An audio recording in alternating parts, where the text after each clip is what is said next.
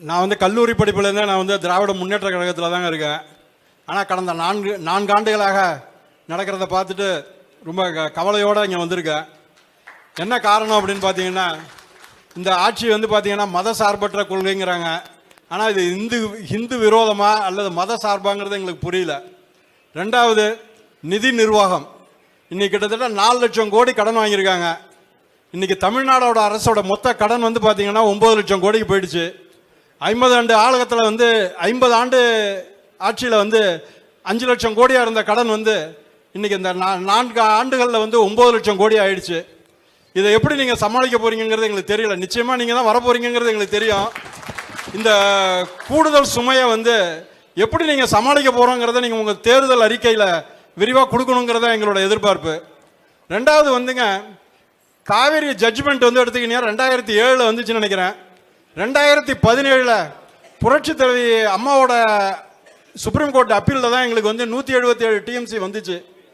இன்னைக்கு வந்து பார்த்தீங்கன்னாக்கா ஆற்றுல தண்ணி போகுது, ஆனால் வாய்க்காலில் தண்ணி வரல. இதுதான் நிலைமை. நீங்கள் அப்படியே போகிற வழியில் பாருங்கள், எந்த வாய்க்காலையாவது தண்ணி இருக்கா அப்படிங்கிறத பாருங்கள். பார்த்தீங்கன்னா உங்களுக்கே தெரியும் அது இந்த நிலைமை. இந்த பகுதியை பொறுத்த பார்த்தீங்கன்னாக்கா கல்லணையிலேருந்து பூம்புகார் வரை பார்த்தீங்கன்னா இந்த பக்கம் ஒரு 25 கிலோமீட்டர், இந்த பக்கம் 25 கிலோமீட்டர். காவேரிக்கு தென்புறமும் வடபுறமும் பார்த்தீங்கன்னா நிலத்தடி நீர் நல்லா இருக்கு. இந்த நிலத்தடி நீர் வந்து பார்த்தீங்கன்னா கிட்டத்தட்ட ஒரு 70,000 பம்ப் செட்டுக்கு மேலே இங்கே இருக்கு. இந்த பம்ப் செட்டுக்கு வந்து பார்த்தீங்கன்னாக்கா நீங்கள் உங்கள் ஆட்சியில் வந்து உதய் மின் திட்டத்தில் நீங்கள் கையெழுத்து போட்டீங்க. இந்த உதய் மின் திட்டம் வந்ததுன்னா எங்களுக்கெல்லாம் ஒரு தரமான மின்சாரம் வரும்னு நாங்கள் நினச்சோம். ஆனால் பரிதாபம் என்னன்னாக்கா தரமான மின்சாரம் வரல. இன்னைக்கு 70,000 பம்ப் செட் இருக்குன்னா ஒவ்வொரு மோட்டரும் மாதம் ஒரு தடவை காயில் சுற்றிட்டு இருக்கோம். கிட்டத்தட்ட 70,000 பம்ப் செட் இந்த டெல்டா மாவட்டத்தில் மட்டும் நாங்கள் காயில் சுற்றுறோம். இதில் இழப்பு மட்டும் பார்த்தீங்கன்னா 70 கோடி ரூபாய்க்கு மேலே விவசாயிகளுக்கு இழப்பு வருது. இத்தனைக்கும் பார்த்தீங்கன்னா இந்த திராவிட மாடல் அரசு கிட்டத்தட்ட 9,800 கோடி ரூபாய் டான்கோடாவுக்கு விவசாயிகளுக்காக செலுத்துகிறாங்க. மேலும் பார்த்தீங்கன்னா ஒரு 25,000 கோடி கிட்டத்தட்ட டேரிஃப் எல்லாம் ஏற்றி இந்த டான்கோடாவுக்கு வந்து கிட்டத்தட்ட மின்சார வாரியத்துக்கு இன்னைக்கு 25,000 கோடிக்கு மேலே கூடுதலாக தொகை வந்து வழங்கப்படுது. இருந்தும் ஒரு தரமற்ற மின்சாரம். இன்னைக்கு சிஏஜி ரிப்போர்ட்டில் பார்த்தீங்கன்னா பலவிதமான ஊழல்கள் வந்து மின்சார வாரியத்து மேலே ரிப்போர்ட் கொடுத்துருக்காங்க. இதுக்கெல்லாம் ஒரு தீவிரமான ஒரு புலன் விசாரணை வரணும். தவறு செய்த ஐஏஎஸ் அதிகாரிகள் மேலே நீங்கள் நடவடிக்கை எடுக்கணும். ஒரு பயமாவது வரணும். ஊழல் பண்ணாக்க ஒரு பயம் இருக்கணும் அதிகாரிகளுக்கு. அரசியல்வாதிகள் வந்து 2வது பட்சங்க. அந்த பயங்கிறது இன்னைக்கு சுத்தமாக இல்லாமல் போயிடுச்சு. இன்னைக்கு சிஏஜி ரிப்போர்ட்ல வந்து கிட்டத்தட்ட ஒரு 7-8 விதமான ஊழல்கள் வந்து மின்சார வாரியத்து மேலே குறிப்பிட்டிருக்கதான் நாங்கள் அறிகிறோம். அதனால நீங்கள் மின்சார வாரியம் வந்து எங்களுக்கு தரமான மின்சாரம் எங்களுக்கு கிடைக்கிறதுக்கு நீங்கள் உறுதி செய்யணும். அடுத்தது, நீங்கள் நேரடி நெல் கொள்முதல் நிலையத்தை எடுத்துக்கிட்டீங்கன்னாக்கா இன்னைக்கு வந்து இந்தியா வந்து உலகத்திலே வந்து 3வது இடத்துல இருக்க அரிசி ஏற்றுமதியில். ஆனால் டெல்டாவிலேருந்து ஒரு மூட்டை கூட அரிசி ஏற்றுமதி ஆகலை. எங்களுக்கு வந்து இந்த பக்கத்தில் வந்து ஒரு 30,000 டன் அரிசி ஏற்றுமதி செய்யறதுக்கு நீங்கள் ஒரு வழிவகை செஞ்சீங்கன்னா நேரடி நெல் கொள்முதல் நிலையங்களுக்கு வர கூட்டம் வந்து குறையும். ஒரு 30,000 ஏக்கர்லேருந்து ஒரு 30,000 டன் அரிசியை நீங்கள் ஏற்றுமதி பண்ணீங்கன்னாக்கா அது சார்பான தொழில்கள் இங்கே வந்து வளரும். இன்னும் நம்ம ஏற்றுமதி அதிகமாக பண்ணுறதுக்கு நிறைய வாய்ப்புகள் இங்கே நிறைய இருக்குது. அதனால இந்த அரிசி ஏற்றுமதிங்கிறத வந்து ஒரு நீங்கள் மத்திய அரசு கிட்ட போராடி இந்த அரிசி ஏற்றுமதி இன்னைக்கு வெஸ்ட் பெங்கால்லேருந்து தான் நிறைய போயிட்டு இருக்குங்க. அது குறிப்பாக 5064 ரகம் தான் நிறைய ஏற்றுமதி ஆகுது. அந்த ஏற்றுமதின்னு வந்துடுச்சுன்னா ஒரே ரகம் நம்ம பயிரிடணும். அதுக்கு வந்து சில கட்டுப்பாடுகள் இருக்குது. பூச்சிக்கொல்லி, ரசாயன உரங்கள் இதெல்லாம் குறைவாக யூஸ் பண்ணணும். இதெல்லாம் வந்து நீங்கள் கருத்தில் கொண்டு எங்களுக்கு அரிசி ஏற்றுமதி குறைவாக இந்த இது நீங்கள் வந்து வேளாண் மண்டலமாக அறிவிச்சிங்க. அடுத்தது வேளாண் ஏற்றுமதி மண்டலமாக இதை அறிவிச்சு எங்களோட அரிசியை வந்து ஏற்றுமதி செய்யறதுக்கு நீங்கள் ஏற்பாடுகள்லாம் நிறைய செய்யணும் அப்படிங்கிறது தான் என்னோட கோரிக்கைங்க. அடுத்தது, எனக்கு வந்து மாவட்ட செயலாளர் பவுன்ராஜ் வந்து எனக்கு நேரடியாக எனக்கு எந்த விதமான தொடர்பும் கிடையாது, தெரியாதுங்க. இருந்தாலும் இந்த இடத்துல 2 நிகழ்ச்சிகள் நான் வந்து பதிவு செய்ய ஆசைப்படுறேன். 2016 ஆரூர் அண்ட் சுகர்ஸில் வந்து விவசாயிகள் பேரில் வந்து கடன் நிறையா வாங்கி கரும்புக்கு பணம் கொடுத்துட்டு இருந்தாங்க. அதை தடுக்கணும்னு சொல்லி நாங்கள்லாம் வந்து ஒரு 20 பேர் அவங்க வீட்டுக்கு போய் அப்போ அவங்க சட்டமன்ற உறுப்பினராக இருக்கச்சா கேட்டோம். இந்த மாதிரி ஆரூர் அண்ட் சர்க்கரை ஆலையில் முறைகேடாக இது மாதிரி செய்கிறாங்க, இதை தடுக்கணும் அப்படின்னு சொல்லி நாங்கள் கேட்டோம். அந்த நேரத்தில் நாங்கள் எல்லாருமே திமுக விவசாயிகள் தான். ஆனால் அப்போ அவங்க என்ன சொன்னாங்கன்னா, நாங்கள் வந்து எனக்கும் 180 டன் கரும்பு அனுப்பிச்சிருக்கேன், எனக்கும் பணம் வரல, என்ன செய்யலாம் அப்படின்னு சொல்லிட்டு எங்களை உட்கார வச்சுட்டு உடனே ஒரு முடிவு, உடனே நாகப்பட்டினம் கலெக்டருக்கு ஃபோன் பண்ணி ஒரு பீஸ் கமிட்டியை போட்டு மேற்கொண்டு ஆரூர் அண்ட் சர்க்கரை ஆலை வந்து விவசாயி மேலே கடன் வாங்காத அளவுக்கு ஒரு சூழ்நிலையை வந்து எங்களுக்கு உருவாக்கி கொடுத்தாங்க. அது வந்து ஒரு முதல் நிகழ்ச்சிங்க. 2வது நிகழ்ச்சி வந்து பார்த்தீங்கன்னா எங்கள் அருகாமையில் வந்து காஞ்சிவாயின்னு ஒரு கிராமம். அங்கே ஒரு 12 விவசாயிகளுக்கு வந்து இந்த ஜேஇ வந்து டிரான்ஸ்ஃபார்மரை கட் பண்ணிட்டாரு 2 ஃபேஸில் ஓட்டுறதா சொல்லி. அதில் எல்லாரும் 70 வயசு 80 வயசுக்கு மேலே உள்ளவங்க. அவங்கள ஆச்சிட்டு நான் அவங்க வீட்டுக்கு போயிருந்தோம். அப்பயும் அதே மாதிரி இருங்க நீங்கள் அப்படின்னு சொல்லிட்டு உடனே நான் அவர் சொன்னார், அந்த வயசானவர் ஒருத்தர் சொன்னார், நாங்கள் போயிட்டு சாயந்தரம் வரோங்க, மோட்டர் ஓடணுன்னா வந்து உங்களுக்கு ஒரு நன்றி சொல்லணும் அப்படின்னாரு. அதுக்கு இவங்க சொன்னாங்க, நன்றியெல்லாம் நீங்கள் சொல்ல வேணாம், இங்கே இருங்க அப்படின்னு சொல்லிட்டு உடனே டிகிட்ட ஃபோன் பண்ணி 9 மணிக்குள்ளார அந்த மோட்டர் ஓடணும்னு சொல்லி ஒரு உத்தரவு போட்டு அந்த இளநிலை பொறியாளரை ஒரு என்ன எப்படி பேசணுமோ அது மாதிரி பேசி எங்களுக்கு வந்து 9 மணிக்குள்ள அந்த துண்டிக்கப்பட்ட மின்சாரமானது வழங்கப்பட்டது. தமிழக முதல்வராக இருக்கும் எடப்பாடியார் அவர்களுக்கு எங்களது அட்வான்ஸ் வாழ்த்துக்கள். விவசாயிகள் சங்கத்தின் சார்பாக எங்கள் வாழ்த்துக்கள் சொல்லி நிச்சயமாக நடக்கும். 200 தொகையை நம்மளால் கைப்பற்ற முடியும் என்பதை இந்த தருணத்தில் உங்களுக்கு சொல்லிக்கொள்ள கடமைப்பட்டுள்ளேன். நிச்சயமாக நீங்கள் 2020 முதல்வர் தான், நிரந்தர முதல்வர். நாங்கள் இருக்கிறவர்கள் நீங்கள் முதல்வர் தான். மற்றபடி வருகின்ற சட்டசபை தேர்தலில் விவசாயிகளின் நலன் கருதி சில கோரிக்கைகளை உங்கள் முன் வைக்கிறேன். அதில் தேர்தல் அறிக்கையாக நீங்கள் வெளியிட வேண்டும் பணிவுடன் கேட்டுக்கொள்கிறேன். விவசாயிகள் உற்பத்தி செய்யும் பொருட்களுக்கு நெல் கரும்பு பருத்திகளுக்கு கட்டுப்படி ஆக மாட்டேங்குது. 6,000 ரூபா சொல்கிறாங்க. குவிண்டால் வந்து 6,000 ரூபாங்கிறாங்க. பருத்தி நெல் வந்து 2000. அவர் போன தேர்தலில் வந்து 4,000 ரூபா தரோன்னு சொல்லிட்டு போனவர் தான். முந்தா நாள் தான் வந்தார் மாயாரம். இது நெல்லை பற்றியும் பேச மாட்டேங்கிறாரு, கரும்பை பற்றியும் பேச மாட்டேங்கிறாரு, விவசாய பற்றி கவலையும் பட மாட்டேங்கிறார். அவர் கவலையே பட்டதே கிடையாது. ஏன்னா அவர் வந்து விவசாயத்தை பற்றி அவருக்கு தெரியாது. நீங்கள் ஒரு விவசாயி, உங்களுக்கு எங்களுடைய நிலைமைகள், எங்களுடைய அடிப்பட்ட நிலைமைகள் நாங்கள் என்ன செஞ்சுட்ருக்கோம். 4 மாதம் பாடுபடுறோம் வயலில். அதை கொண்டு டிஎன்ஜியில் கொண்டு போட்டால் அவன் 40 ரூபா வேறு லஞ்சம் கேட்குறான். இப்படி பல பிரச்சனைகள் நடந்துட்டுருக்கு. கட்டுப்படியாக கூடிய விலை, லாபகரமாக. இங்கே எந்த தொழில் செஞ்சால் உப்பு மூட்டை எடுத்துகிட்டு விற்கிறான், அவங்க ஒரு 10 ரூபா சம்பாதிச்சு போகிறோம். எங்களால் செய்ய முடியல, கிடைக்கல. வந்தால் தான், கைக்கு வந்தால் தான் நிச்சயம். அதுமாரி சூழ்நிலையில் நீங்கள் விவசாய நிலைமையில் இருக்குது. நீங்கள் இதை மனதில் கொண்டு 4,000 ரூபா கொடுத்தா போதும். நீங்கள் ஆட்சி எங்களுக்கு ஒரு குவிண்டாலுக்கு ஒரு 500 ரூபா மிச்சப்படும். அவர் தான் மிச்சப்படும், அதுக்கு மேலே மிச்சப்படாது. உங்களுக்கு தெரியாது இல்லையா? எல்லா விலைவாசிகள் பெட்ரோல் விலை ஏறினாவே டிராக்டர் உள்ளூர் என்ன செய்யணும், பெட்ரோல் விலை ஏறிட்டுங்க 500 ரூபா. இவன் 10 ரூபா ஏற்றுனா 500 ரூபா ஏக்கருக்கு ஏற்றுறான். அப்படி ஒரு நிலைமையில் நாங்கள் இருக்கிறோம். நாங்கள் வந்து விவசாயிகள் ஆள்கள் கிடையாது. நம்ம மிஷினரியை வச்சு தான் இப்போ நடந்துகிட்ருக்கு விவசாயம். அதனால் ஒரு 4,000 ரூபா பார்த்து கொடுங்க. நாங்கள் 2026 எதிர்பார்க்குறோம். எங்களுடைய கோரிக்கைகள் நடக்குகின்ற நம்பிக்கையில் நாங்கள் இங்கே வந்து உங்கள்கிட்ட நிற்கிறோம். அதனால் அடுத்தது வந்து கரும்புக்கு ஒரு 5,000 ரூபா, பருத்திக்கு ஒரு 10,000 ரூபா. இதை நீங்கள் கொடுத்தீங்கன்னா உங்களுக்கு கோடான கோடி நன்றிகள் விவசாயிகளின் சார்பாக சொல்கிறேன். 2, மயிலாடுதுறை மாவட்டத்தில் வந்து வேளாண் கல்லூரி அமைச்சு கொடுங்க. கல்லூரி வேணும் வேளாண்மைக்கு. மயிலாடுதுறையில் வேளாண்மை கல்லூரி அமைச்சு கொடுக்கணும் உங்களை பணிவுடன் கேட்டுக்கொள்கிறேன். 2, விவசாயம் செய்யும் விவசாயிகளுக்கு ஓட்ட முதல்ல தான் கைக்கு வர மாட்டேங்குதா. நீங்கள் முதல்ல ஒரு 5,000 ரூபா, ஒரு ஹெக்டேருக்கு 5,000 ரூபா கொடுங்க போதும். குருவைக்கு 5,000 ரூபா. அவங்க 10,000 ரூபா கட்டாங்க, நான் 5,000 ரூபா தான் கேட்குறேன். அதனால் ஏக்கருக்கு ஒரு 5,000 ரூபா கொடுத்தீங்கன்னா எங்களோட நஷ்டமாக நடுவு செலவாவது எங்களுக்கு கிடைக்கட்டுமே. லாபம் அப்புறம் பார்த்துக்கிட்டோம். இன்சூரன்ஸ் எல்லாம் வேண்டாம், இன்சூரன்ஸே வேண்டாம் எங்களுக்கு. இன்சூரன்ஸும் கட்ட மாட்டோம். எல்லாம் பக்கா பிராடு கம்பெனி. ஆமாம், மத்திய சர்க்காரும் மாநில சர்க்காரும் பங்கு போட்டுக்கிட்டாங்க நாங்கள் கொடுக்குற காசை. அதனால் எங்களுக்கு இன்சூரன்ஸே வேண்டாம். எங்களுக்கு இந்த ஒரு ஏக்கருக்கு 5,000 ரூபா நடவு மானியம்னு கொடுத்துட்டிங்கன்னா உங்களுக்கு என்றென்றும் நாங்கள் கடமைப்பட்டு இருக்கிறோம். அடுத்தது விவசாய கூலி தொழிலாளர்கள். 50-60 வயசு ஆகிட்டு அவன் ஆடி போயிடுறான்.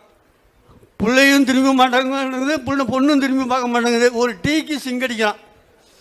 அதனால் குறைஞ்சபட்சம் ஓய்வூதியமாக கொடுங்களேன். யாரும் கவர்மெண்ட்டில் வேலை செய்கிறவங்களுக்குலாம் ஓய்வூதியம் தர்றீங்க. நாங்கள் எல்லா மக்களுக்காகவும் உழைச்சிக்கிட்டு இருக்கிறோம். எங்களுக்கு ஒரு ஓய்வூதியம் கொடுக்கக்கூடாதா? எல்லாரும் சாப்பிடுங்கிறதாக உணவு நாங்கள் தயார் பண்ணி தர்றோம். எங்களுக்கு ஒரு ஓய்வூதியம் எத்தனை நாள் வேணும், அதுக்கு என்ன ஒரு 5 வருஷம் வாழ போகிறோம், அதுக்கு மேலே வாழ முடியாது எங்களெல்லாம். ஆமாம், 60லேருந்து 65 வருஷம் வரைக்கும் வாழ்ந்தாவே விவசாயி பெரிய வயசு. எனக்கு உங்கள் வயசு தான் எனக்கும். அதனால் ஒரு 3000 ரூபா கொடுத்தீங்கன்னா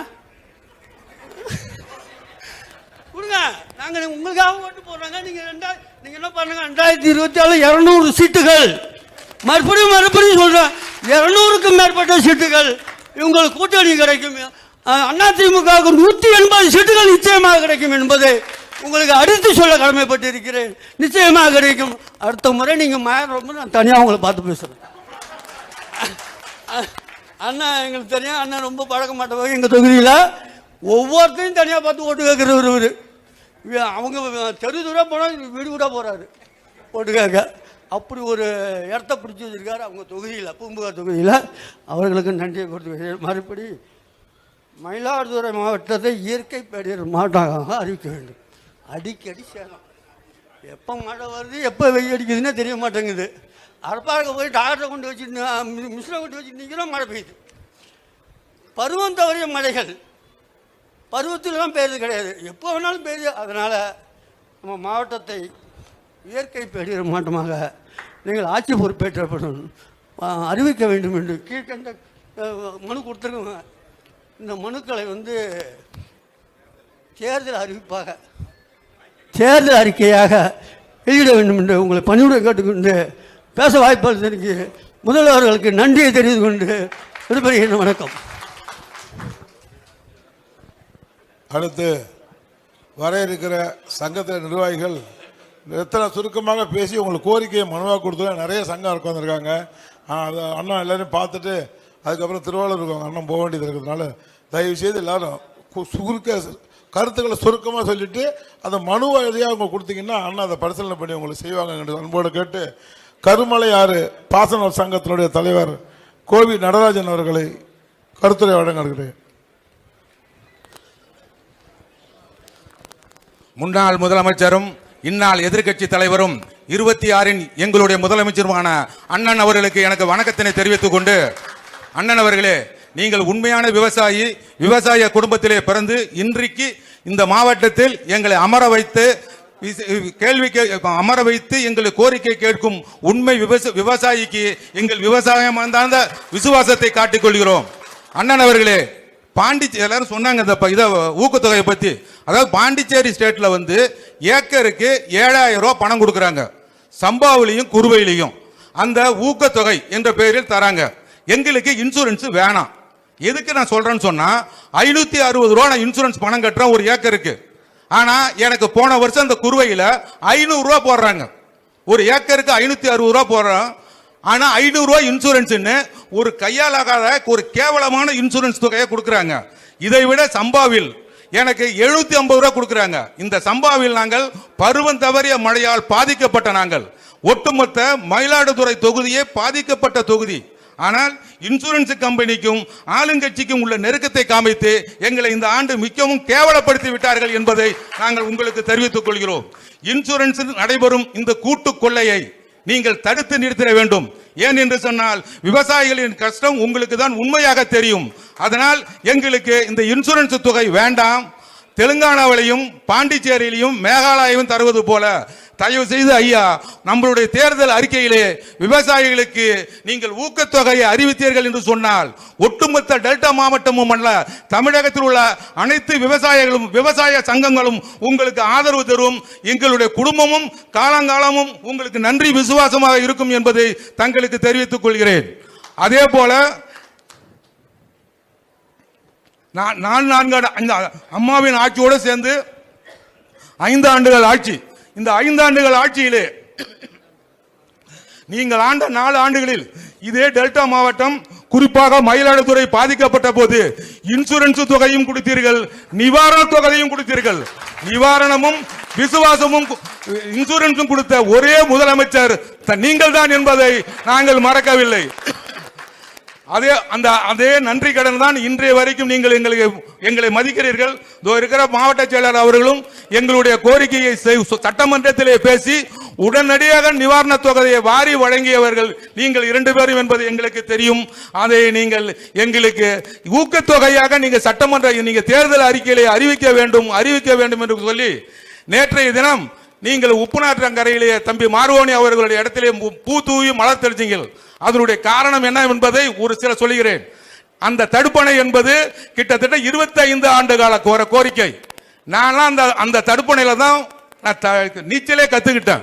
அப்படிப்பட்ட இதிலே கடந்த 20 ஆண்டுகளாக உப்பு தண்ணி உள்ளே நுழைந்து 100க்கும் மேற்பட்ட கிராமங்கள் அழிவு நிலையில் போய்விட்டு, குறிப்பாக சீர்காழி நகராட்சி உப்பு தண்ணியாக மாற வேண்டிய நிலைமையை நாங்கள் பலமுறை போராடி எங்கள் நிறைவேறவில்லை.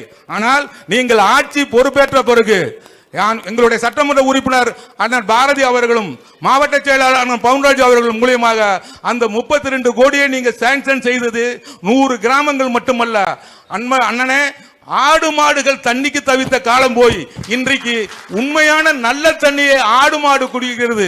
அதனாலதான் நேற்று எங்கள் பூ மாறி வழி வச்சிருக்கீர்கள். இது எங்களுடைய சீர்காழி தொகுதியினுடைய ஆண்டாண்டு கால கடமையாகும். நாங்கள் எங்களுடைய விசுவாசத்தையும் உங்களுக்கு நாங்கள் வைத்துக் கொள்கிறோம். அதே போல நான் சார்ந்திருக்கிற கழுவுளை ஆடு மையப்பகுதியில் டவுன் உள்ள போகுது. டவுன் உள்ள போற எல்லா நதியுமே வீணா போயிடும். இப்ப கூவம் போய் மயிலாடுதுறை காவேரி மாதிரி போயிட்டு அதுல 3 கிலோமீட்டருக்கு ரிவிட்மெண்ட் கட்ட சொல்லி நானும் 20 ஆண்டுகளாக போராடுகிறேன், நடைபெறவில்லை. நீங்கள் ஆட்சிக்கு வந்த உடனடியாக எனக்கு அந்த தடுப்பு சுவர் 2 பக்கமும் தடுப்பு சுவர் 3 கிலோமீட்டருக்கு கட்டித்தர வேண்டுமா என்று கேட்டுக்கொண்டு, அண்ணன் அவர்களே, மாண்புமிகு இதயம் டாக்டர் புரட்சி தலைவர் எம்ஜிஆர் அவர்களால் துறக்கப்பட்ட என்பி சர்க்கரை ஆலையை நீங்கள் நவீன எம்ஜிஆர் ஆக இருந்து அந்த சர்க்கரை ஆலையை நீங்கள் மீண்டும் துறக்க வேண்டும். எங்கள் மாவட்டத்திற்கு நீங்கள் என்றும் கடமைப்பட்டவர்கள். நாங்கள் போன நட செய்த தவறை இந்த நட செய்ய மாட்டோம். நீங்கள் தான் முதலமைச்சர். 3 மயிலாடுதுறை சட்டமன்ற தொகுதியும் உங்கள் காலடியிலே நாங்கள் சமர்ப்பிப்போம். அது விவசாயிகளின் பொறுப்பு என்று சொல்லி வாய்ப்பு அளித்தமைக்கு நன்றி கூறி விடைபெறுகிறேன். நன்றி, வணக்கம்.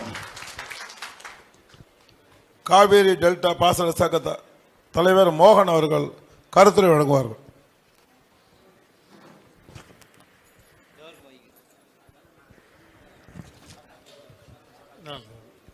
மாண்புமிகு முன்னாள் முதலமைச்சர் அவர்களுக்கு எனது மரியாதை கலந்த வணக்கத்தை தெரிவித்துக் கொள்கிறேன்.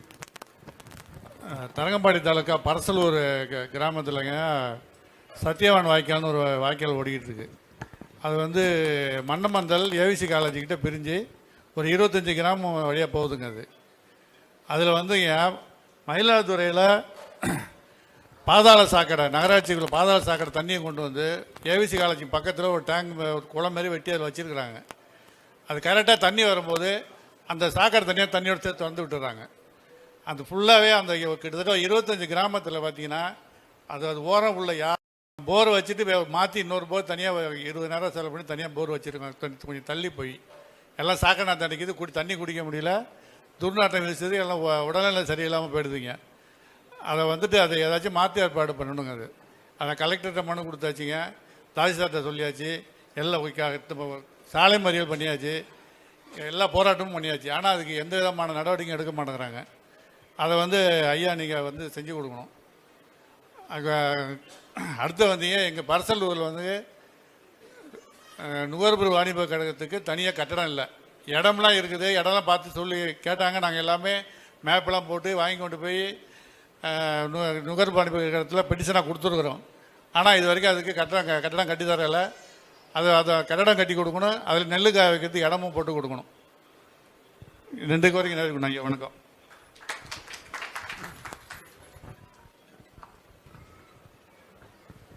மேற்கு ராஜ வாய்க்கால் பாசன சங்க தலைவர் கருணாநிதி அவர்கள் கருத்துரை வழங்குவார். முன்னாள் முதலமைச்சரும்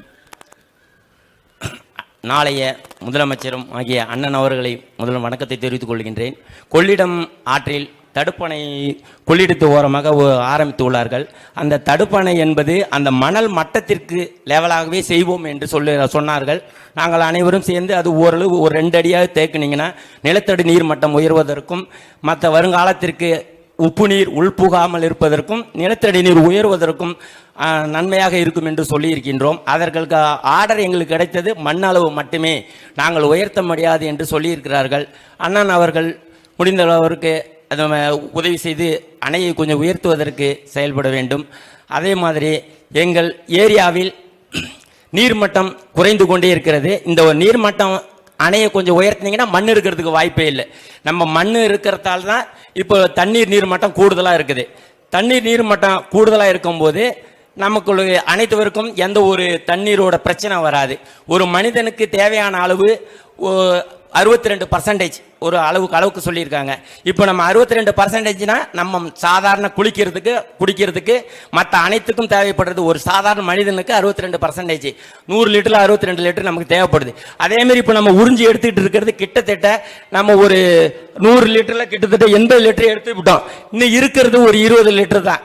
நிலத்தடி நீர் மட்டத்தை உயர்த்தணும்னா முதலமைச்சர் அம்மா அவர்கள் முன்னாடி கொண்டு வந்திருந்தாங்க. அந்த திட்டத்தை வீட்டுக்கு வீடு நிலத்தடி நீர் மட்டத்தை நம்ம சேகரிக்கணும்னு சொல்லியிருந்தாங்க. ஒவ்வொரு மாடி வீடு மட்டும் இல்ல, ஒவ்வொரு ஓட்டு வீடா இருந்தாலும் முன்னாடி அம்மா சொன்ன திட்டத்தை ஏமாத்துற மாரி ஆபீசர்களை ஏமாத்தி நம்ம மக்களும் புத்தி இல்லாம ஏமாத்திட்டாங்க. இன்னுமே நீங்க அடுத்த ஆட்சிக்கு வரும்போது இந்த திட்டத்தை நடைமுறைப்படுத்த வேண்டும். 20 அடி மணல் கீழே வரைக்கும் பைப்பு சொருவி அந்த நிலத்தடி சேமிக்கிறதுக்கு எந்தெந்த ஒரு தன்மை உள்ளதோ அதை பயன்படுத்த வேண்டும். ஏன்னா உலக நாடு வளர்ந்துச்சு, நம்மள்ட்ட எல்லா வளமும் இருக்கு. நிறைய டெக்னாலஜிகளை புகுத்தணும். நாம் தமிழகம் சிறப்பாக வளர்றதுக்கு நீங்க முழுமூச்சாக உள்ள நீங்கள் விவசாயிகள் வாழ வைத்தவர்கள். உங்கள் ஆட்சியில் நான் பலன் அடைஞ்சிருக்கேன். ஏன்னா எனக்கு கொஞ்சம் நிலம் நிறைய இருக்கு. உங்க ஆட்சியில் நிறைய நிவாரணம் பெற்றிருக்கேன். அதுவும் சால்பா நான் ஒரு பாட்டாளி மக்கள் கட்சியில் இருந்த சின்ன பிள்ளையிலேருந்து ஒரு வெறியன். ஆனால் உங்களோடு இப்ப இணைந்து இருக்கேன் உங்கள் கட்சியில். அதையும் நான் சொல்லிக்கொள்ள பெருமைப்படுகின்றேன். ஏனால் உங்களோட சாதனை எனக்கு பிடிச்சிருக்கு. அதனால தான் நான் உங்க கட்சியில் இணைந்தேன்னு சொல்லி பெருமையாக கூறிக்கொண்டு எனக்கு வாய்ப்பளித்தமைக்கு நன்றி கூறி விடைபெறுகின்றேன். நன்றி, வணக்கம். நண்டலார் பாசன சங்கத்தினுடைய தலைவர் பரணி அவர்கள் கருத்துரை வழங்க வேண்டும்.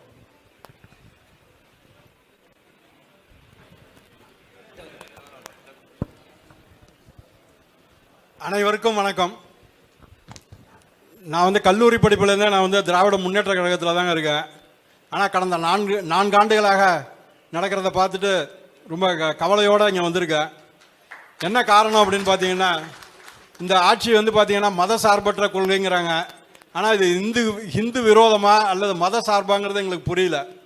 ரெண்டாவது, நிதி நிர்வாகம். இன்னைக்கு கிட்டத்தட்ட 4 லட்சம் கோடி கடன் வாங்கியிருக்காங்க. இன்னைக்கு தமிழ்நாடோட அரசோட மொத்த கடன் பார்த்தீங்கன்னா 9 லட்சம் கோடிக்கு போயிடுச்சு. 50 ஆண்டு ஆளுகத்தில் 50 ஆண்டு ஆட்சியில் 5 லட்சம் கோடியாக இருந்த கடன் இன்னைக்கு இந்த 4 ஆண்டுகளில் 9 லட்சம் கோடி ஆயிடுச்சு. இதை எப்படி நீங்கள் சமாளிக்க போறீங்கிறது எங்களுக்கு தெரியல. நிச்சயமாக நீங்கள் தான் வரப்போறீங்கிறது எங்களுக்கு தெரியும். இந்த கூடுதல் சுமையை எப்படி நீங்கள் சமாளிக்க போகிறோங்கிறத நீங்கள் உங்கள் தேர்தல் அறிக்கையில் விரிவாக கொடுக்கணுங்கிறத எங்களோட எதிர்பார்ப்பு. ரெண்டாவது காவேரி ஜட்ஜ்மெண்ட் எடுத்துக்கிட்டீங்க 2007 வந்துச்சுன்னு நினைக்கிறேன். 2017 புரட்சி தலைவி அம்மாவோட சுப்ரீம் கோர்ட் அப்பீலில் தான் எங்களுக்கு 177 டிஎம்சி வந்துச்சு. இன்னைக்கு பார்த்தீங்கன்னாக்கா ஆற்றுல தண்ணி போகுது, ஆனால் வாய்க்காலில் தண்ணி வரல. இதுதான் நிலைமை. நீங்கள் அப்படியே போகிற வழியில் பாருங்கள், எந்த வாய்க்காலையாவது தண்ணி இருக்கா அப்படிங்கிறத பாருங்கள்.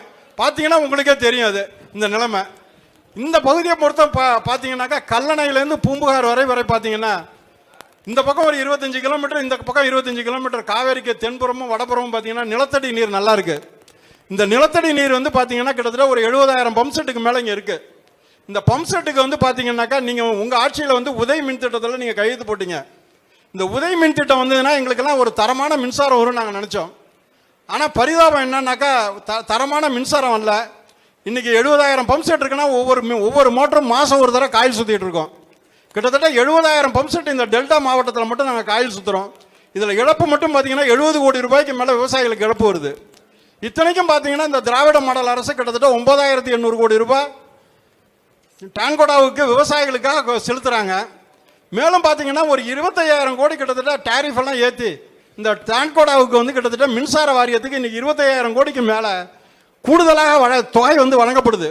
இருந்தும் ஒரு தரமற்ற மின்சாரம். இன்னைக்கு சிஏஜி ரிப்போர்ட்டில் பார்த்தீங்கன்னா பலவிதமான ஊழல்கள் மின்சார வாரியத்து மேலே ரிப்போர்ட் கொடுத்துருக்காங்க. இதுக்கெல்லாம் ஒரு தீவிரமான ஒரு புலன் விசாரணை வரணும். தவறு செய்த IAS அதிகாரிகள் மேலே நீங்கள் நடவடிக்கை எடுக்கணும். ஒரு பயமாவது வரணும். ஊழல் பண்ணாக்க ஒரு பயம் இருக்கணும் அதிகாரிகளுக்கு. அரசியல்வாதிகள் வந்து ரெண்டாவது பட்சங்க. அந்த பயங்கிறது இன்னைக்கு சுத்தமா இல்லாம போயிடுச்சு. இன்னைக்கு சிஏஜி ரிப்போர்ட்ல வந்து கிட்டத்தட்ட ஒரு 7-8 விதமான ஊழல்கள் வந்து மின்சார வாரியத்து மேல குறிப்பிட்டிருக்கதை நாங்கள் அறிகிறோம். அதனால நீங்க மின்சார வாரியம் வந்து எங்களுக்கு தரமான மின்சாரம் எங்களுக்கு கிடைக்கிறதுக்கு நீங்க உறுதி செய்யணும். அடுத்தது நீங்க நேரடி நெல் கொள்முதல் நிலையத்தை எடுத்துக்கிட்டீங்கன்னாக்கா இன்னைக்கு வந்து இந்தியா வந்து உலகத்திலே வந்து 3வது இடத்துல இருக்க அரிசி ஏற்றுமதியில். ஆனால் டெல்டாவிலேருந்து ஒரு மூட்டை கூட அரிசி ஏற்றுமதி ஆகலை. எங்களுக்கு வந்து இந்த பக்கத்தில் வந்து ஒரு 30,000 டன் அரிசி ஏற்றுமதி செய்யறதுக்கு நீங்கள் ஒரு வழிவகை செஞ்சீங்கன்னா நேரடி நெல் கொள்முதல் நிலையங்களுக்கு வர கூட்டம் வந்து குறையும். ஒரு 30,000 ஏக்கர்லேருந்து ஒரு 30,000 டன் அரிசியை நீங்கள் ஏற்றுமதி பண்ணீங்கன்னாக்கா அது சார்பான தொழில்கள் இங்கே வந்து வளரும். இன்னும் நம்ம ஏற்றுமதி அதிகமாக பண்ணுறதுக்கு நிறைய வாய்ப்புகள் இங்கே நிறைய இருக்குது. அதனால இந்த அரிசி ஏற்றுமதிங்கிறத வந்து ஒரு நீங்கள் மத்திய அரசு கிட்ட போராடி இந்த அரிசி ஏற்றுமதி இன்னைக்கு வெஸ்ட் பெங்கால்லேருந்து தான் நிறைய போயிட்டு இருக்குங்க. அது குறிப்பாக 5064 ரகம் தான் நிறைய ஏற்றுமதி ஆகுது. அந்த ஏற்றுமதின்னு வந்துடுச்சுன்னா ஒரே ரகம் நம்ம பயிரிடணும். அதுக்கு வந்து சில கட்டுப்பாடுகள் இருக்குது. பூச்சிக்கொல்லி, ரசாயன உரங்கள் இதெல்லாம் குறைவாக யூஸ் பண்ணணும். இதெல்லாம் வந்து நீங்கள் கருத்தில் கொண்டு எங்களுக்கு அரிசி ஏற்றுமதி குறைவாக இந்த இது நீங்கள் வந்து வேளாண் மண்டலமாக அறிவிச்சிங்க.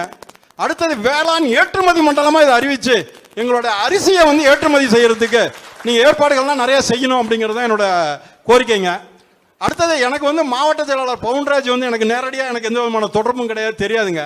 இருந்தாலும் இந்த இடத்துல 2 நிகழ்ச்சிகள் நான் வந்து பதிவு செய்ய ஆசைப்படுறேன். 2016 ஆரூர் அண்ட் சுகர்ஸில் வந்து விவசாயிகள் பேரில் வந்து கடன் நிறையா வாங்கி கரும்புக்கு பணம் கொடுத்துட்டு இருந்தாங்க. அதை தடுக்கணும்னு சொல்லி நாங்கள்லாம் வந்து ஒரு 20 பேர் அவங்க வீட்டுக்கு போய் அப்போ அவங்க சட்டமன்ற உறுப்பினராக இருக்கச்ச கேட்டோம். இந்த மாதிரி ஆரூர் அண்ட் சக்கரை ஆலையில் முறைகேடாக இது மாதிரி செய்கிறாங்க, இதை தடுக்கணும் அப்படின்னு சொல்லி நாங்கள் கேட்டோம். அந்த நேரத்தில் நாங்கள் எல்லாருமே எல்லாருமே திமுக விவசாயிகள் தான்.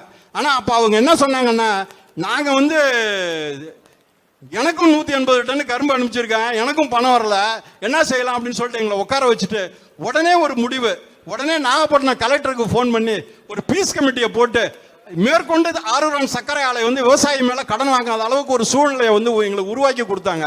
அது வந்து ஒரு முதல் நிகழ்ச்சிங்க. 2வது நிகழ்ச்சி வந்து பார்த்தீங்கன்னா எங்கள் அருகாமையில் வந்து காஞ்சிவாயின்னு ஒரு கிராமம். அங்கே ஒரு 12 விவசாயிகளுக்கு வந்து இந்த ஜேஇ வந்து டிரான்ஸ்ஃபார்மரை கட் பண்ணிட்டாரு 2 ஃபேஸில் ஓட்டுறதா சொல்லி.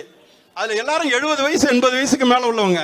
அவங்கள ஆச்சிட்டு நான் அவங்க வீட்டுக்கு போயிருந்தோம். அப்பயும் அதே மாதிரி இருங்க நீங்கள் அப்படின்னு சொல்லிட்டு உடனே நான் சொன்னார், அந்த வயசானவர் ஒருத்தர் சொன்னார், நாங்கள் போயிட்டு சாயந்தரம் வரோங்க, மோட்டர் ஓடணுன்னா வந்து உங்களுக்கு ஒரு நன்றி சொல்லணும் அப்படின்னாரு.